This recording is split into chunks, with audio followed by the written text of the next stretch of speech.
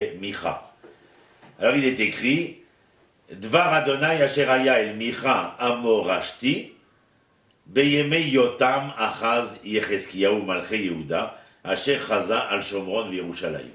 Donc voilà, tout simplement avec cette phrase, nous situons comment il s'appelle, Micha à l'époque du premier temple, c'est un point, et il n'est pas un prophète de Judée ou de Samarie, mais un prophète qui va prophétiser pour le royaume d'Israël et le royaume de Judée. Donc nous sommes après les règnes de David et de Shlomo. D'ailleurs on nous le dit, Achaz, Yotam, Chizkiyahu, Ézéchias en français, ce sont les rois qui régnaient à cette époque-là.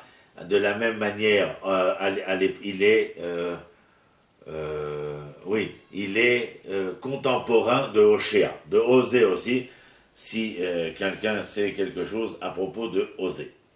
Ce qui m'intéresse là, c'est de venir au chapitre 6 qui va servir de Haftara et de lire au chapitre 6 les premiers versets et de faire ce qu'on a l'habitude de faire, c'est-à-dire de lire le texte biblique, de ne pas utiliser de commentateurs, on va les laisser nous dire comment eux veulent se taire avec leurs commentaires et nous essayer de comprendre le texte. Alors je lis. Shimuna et Asher Adonai Omer, Kum Riv et Eharim, Vatishma'ana Agvaot Kolecha.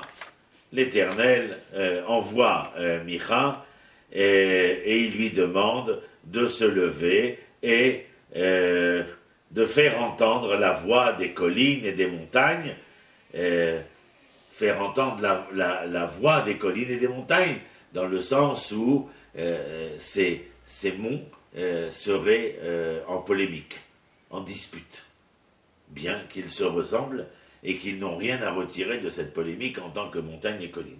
Shimu Harim et Riv Adonai, Vea etanim Mosde Eretz, qui rive l'Adonai im Amo, Veim Israël idvakear. Les montagnes sont les témoins. On se rappelle Moshe, à la fin du texte oranique, où il prend à témoin la terre et les cieux. Pourquoi? Parce que la terre et les cieux sont éternels, sont inamovibles de l'histoire.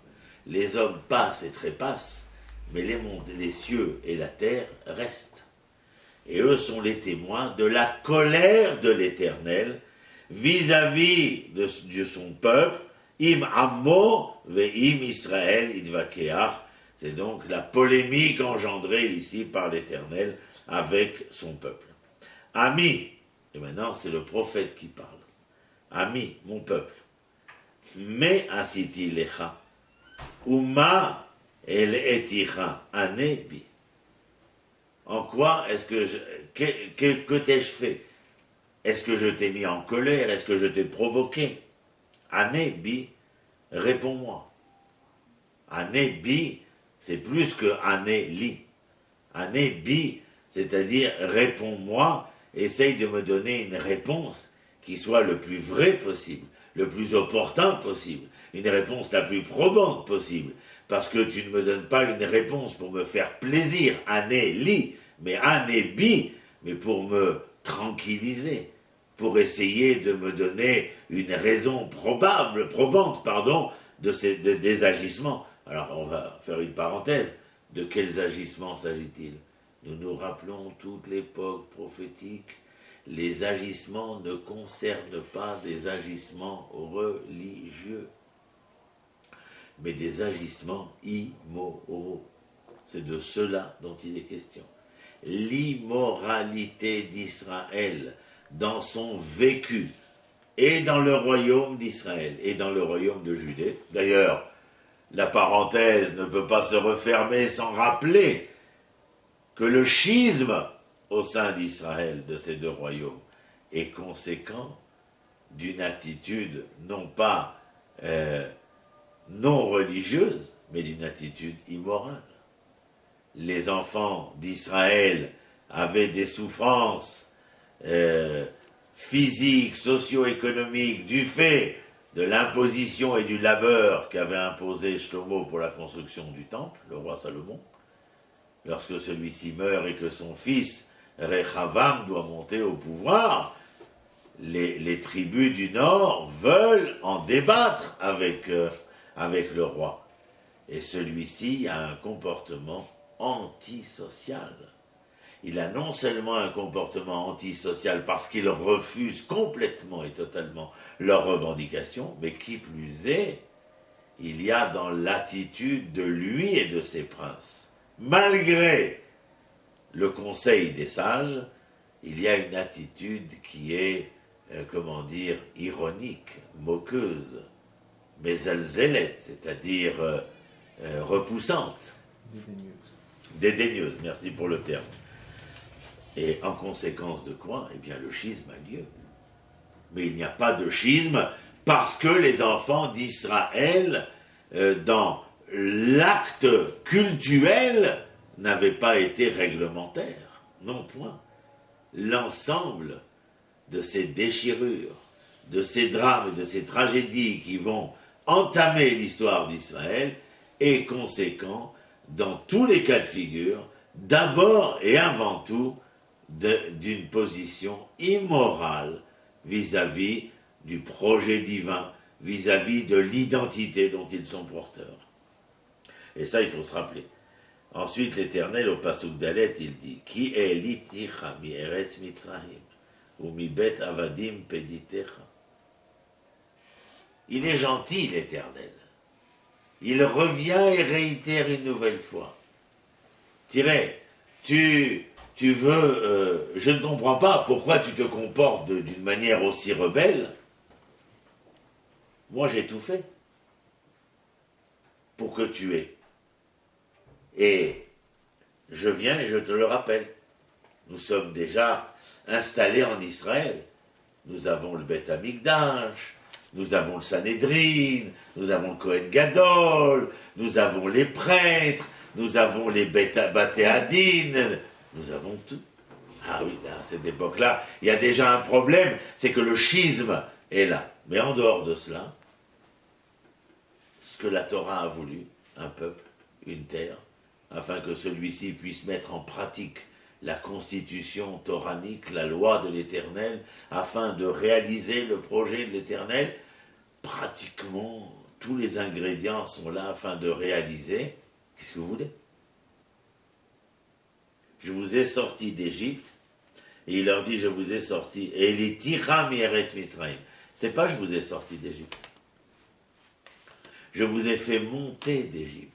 Je vous ai sorti des méandres de l'exil. Vous croyez que vous amener ici sur la terre que j'ai choisie, c'est vous faire sortir des pays où vous étiez? Non point. C'est vous prendre et vous élever vers la terre que je vous ai offerte. Je vous ai offerte. Ça veut dire qu'il s'agit ici d'une alia.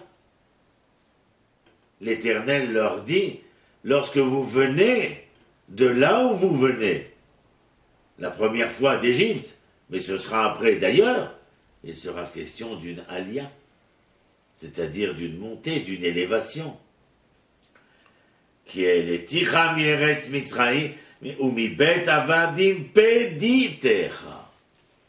Tu as complètement oublié où tu étais. Tu étais en prison. Que ta prison ait été dorée, c'est un autre sujet. Mais tu étais en prison. Tu avais peut-être, toi, une appréciation de la prison dorée, qui te laissait croire à une liberté factice, subjective. C'est ton problème, c'est ton appréciation. Mais pour moi, tant que tu n'étais pas à la maison, tu étais en prison. Et il dit, de cette prison, qu'est-ce que j'ai fait?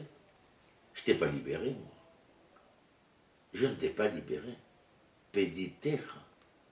Je t'ai racheté. Je t'ai racheté, c'est pidion. L'acte que j'ai accompli, c'est un pidion nefesh. Là où tu étais, je vais te dire en toute sincérité, quoi que tu aies pu penser, que tu étais capable de faire et d'entremettre, c'est moi qui suis intervenu. De différentes façons, je te l'accorde. Mais de toutes les manières où tu as pu te sortir de la prison où tu étais, c'est parce que quelqu'un, dans ce cas précis, moi, l'Éternel, Dieu d'Israël, j'ai racheté les prisonniers d'Israël. Et je répète, de différentes manières, mais c'est un rachat. Vaeshlar lefanecha et Moshe, Aaron ou Myriam. Encore, il y a besoin de répéter. Tout ce que nous venons de dire a besoin d'être répété. Amis, et il les appelle mon peuple. Comme aujourd'hui, dans la rue en Israël, nous entendons nos enfants s'appeler les uns avec les autres. Alan, Ahi. Alan, c'est pour nous rappeler qu'on est dans le Moyen-Orient, mais Ahi, mon frère. L'Éternel nous appelle Ami.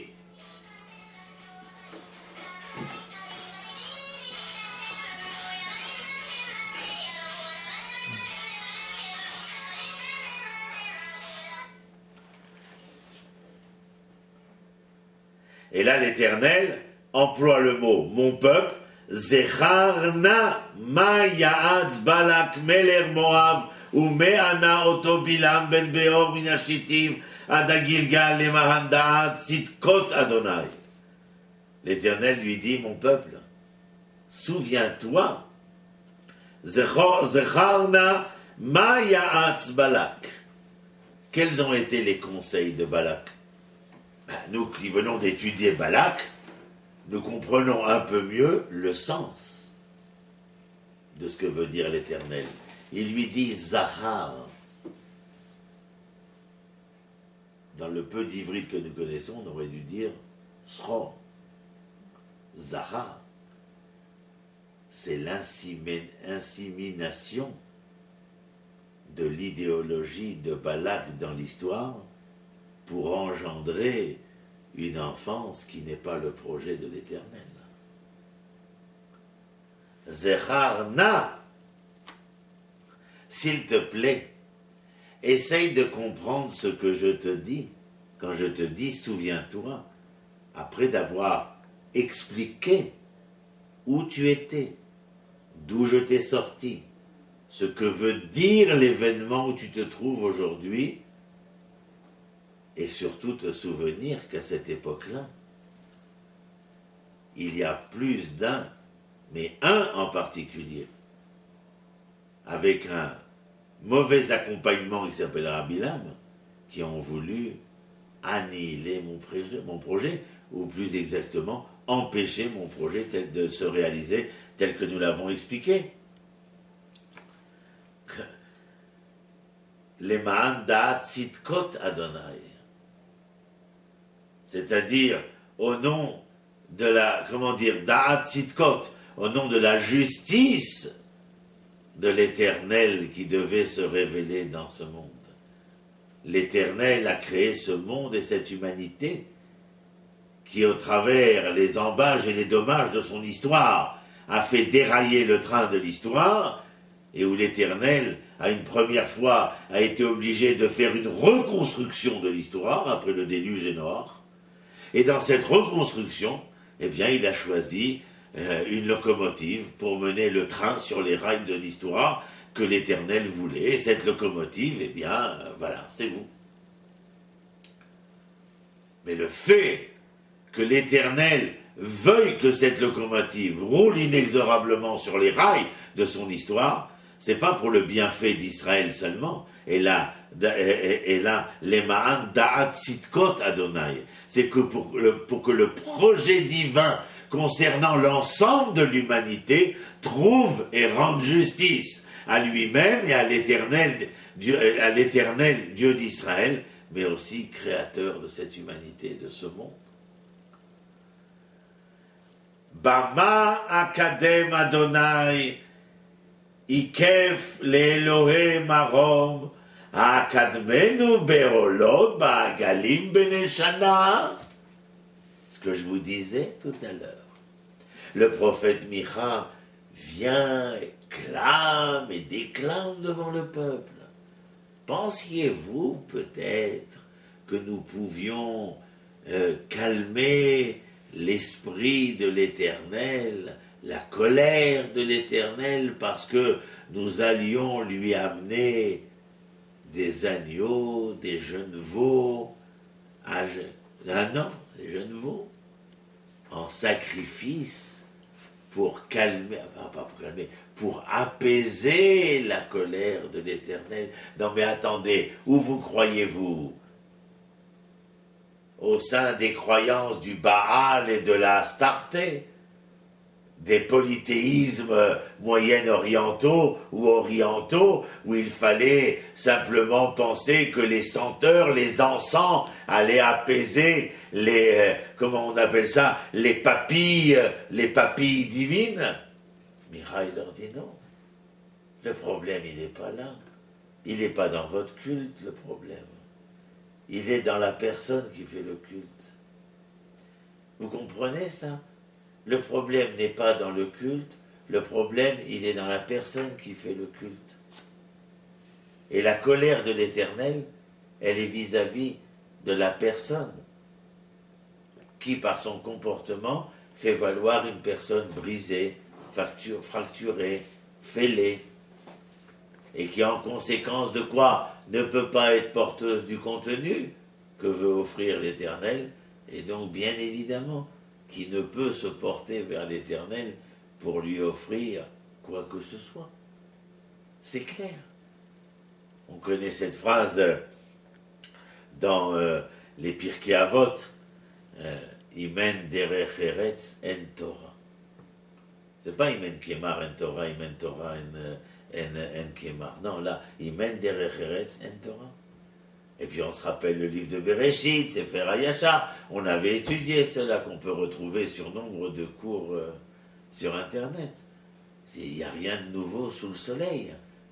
L'homme qui doit servir l'Éternel, l'homme qui doit être Israël, l'homme qui doit permettre la rencontre d'Israël avec l'Éternel, l'homme qui doit attendre et espérer la rédemption d'Israël par la venue du Messie, fils de David, et qui au travers ça attend la rédemption de l'ensemble de l'humanité, ben, il faut qu'il soit un homme. Il faut que ce soit l'homme. Et là où il n'y a pas de cet homme, on ne peut pas avancer vers l'ensemble des projets que nous venons de citer. C'est ce que dit Micha. On va se demander pourquoi cette haftara, pour cette paracha, c'est à nous de travailler, bien entendu, et d'essayer de comprendre. Ce que nous avons expliqué avec Balak, qu'est-ce que nous disons ici? Alors on continue encore, parce que c'est jusqu'au verset 8, là, que ça nous intéresse. Ah, irtse Adonai beafe elim birvavot nachale shemen. Moi je vais apporter des litres d'huile, des quantités incommensurables de sacrifices. Je vais verser un argent fou à la synagogue. Je vais construire des yeshivot. Je vais construire des écoles. Que je sois un déviationniste de l'essence humaine et morale, peu importe, étant donné que l'Éternel m'a en grâce et que je déverse l'avoir que je suis. Ah oui. C'est parce que j'avais que je pensais être. Donc, celui qui pense comme ça, c'est un ignare. Parce que nous sommes persuadés que c'est parce que nous sommes que nous avons. Remettre les pendules à l'heure, c'est comme ça. Alors là, Micha, il insiste lourdement. Est-ce que vous pensez que parce que vous venez apporter votre argent, vos biens, votre avoir, alors vous trouvez grâce aux yeux de l'Éternel, mais l'Éternel, il s'en fout de votre argent. Enfin, c'est comme si, toi, tu venais, tu me dis, je suis ton ami, regarde, je te donne plein d'argent. Ben, c'est pas de l'amitié.